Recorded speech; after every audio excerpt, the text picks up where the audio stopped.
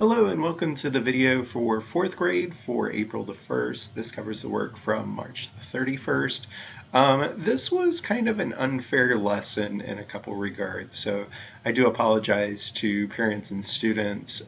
For one, probably needed some extra paper to be able to do the calculations for addition and subtraction, but I thought this would be an important skill for us to continue practicing.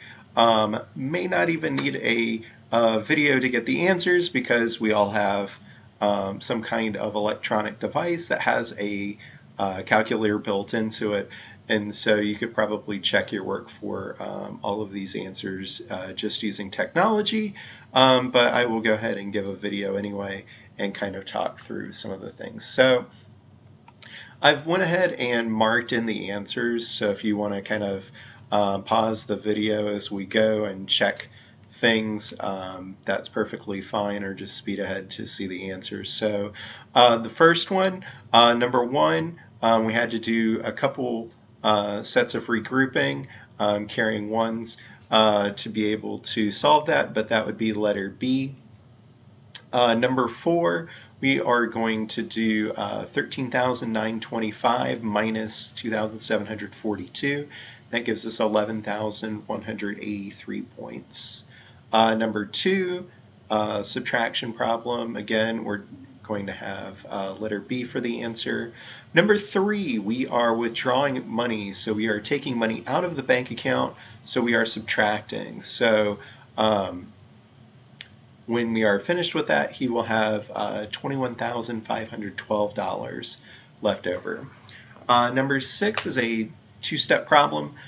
So first we are going to add these two numbers together to figure out how many bricks were used, and that was 9,000, and then do 15,000 minus 9,000 to get our answer, which was 6,000. Number seven, so I've written it out already in place value. So here's our ones, tens, hundreds, thousands, and 10,000s. So this should help us be able to go ahead and answer these questions. So we absolutely want to use this step because that'll make it easier. We can see we have 5 ones and we're trying to take away 8 ones, so we are going to have to regroup and take away a set of 10 here and move it over here. Once we do that step, we could probably go ahead and subtract left or right. I'm never ever going to recommend doing that, even though I personally do it when I'm working things in my head. Once you get old enough and you're practiced enough that you can break the rules, absolutely go for it. But for right now, I'm never going to recommend a student do that. I would suggest you do all of the regrouping you need and then go one place value at a time from ones up to our highest place. So letter C, we're regrouping. From here, we're going to change this to an 8, and then we'll add our 10 ones that we took away from here to change this to 15 minus 8, and then we can do the rest of the problem. We will subtract starting with the ones place once we get everything sorted out. Letter F. So this is a word that I have not had to use with the students. I don't even know that it actually shows up on testing at the 4th grade level, but the subtrahend is the number that you're taking away. So if I take the difference, which is the answer to this, and add this number, I should get my starting number. So that is a step that we could use to make sure that we have the correct answer. That would be the way that we would normally suggest students check their work. So number 10, we are going to be adding these three numbers together, and that came out to 87,998. How many more bolts are needed for Badger Bridge than for Deer Canyon? So Badger Bridge needs 44,361, and we are subtracting 8,405, and that should give us 35,956. Number 11, so just like if I can use addition to figure out this number, I can use subtraction, or I can also use addition to get back to this number. So I could do 87,000 216 minus 52,835 to get our missing number, and that's what I would recommend that we do. And then to check to make sure that we got it correct, then you could do this actual problem and then see if that actually comes out to that. Number 12, so we're using number sense, and I'm starting from the ones place and moving our way over. I've already put the answers in, but if you want an explanation, go ahead and keep listening for a moment. So I can do 5 plus 4 to get 9. I can do 3 plus 5 to get 8. I know for this part here, I am going to have to do regrouping. So let's come over here.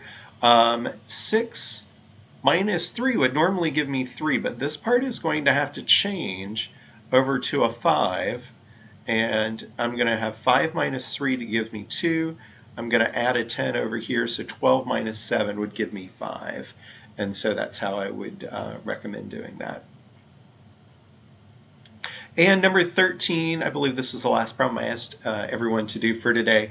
So if you want to pause the video and take a look at it, I'm not going to read the entire paragraph, but those are the steps that I would use. The biggest issue with this is making sure we want the entire distance around the outside, which is going to be our perimeter. So 2 of our sides are going to be this length. The other 2 sides are going to be the length of what we find in the first problem.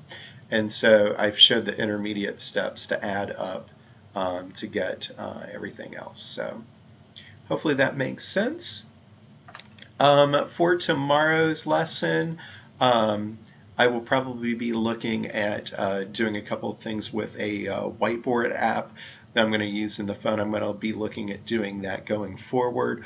Also, I may be starting to record from my classroom so that I can have access to the marker board.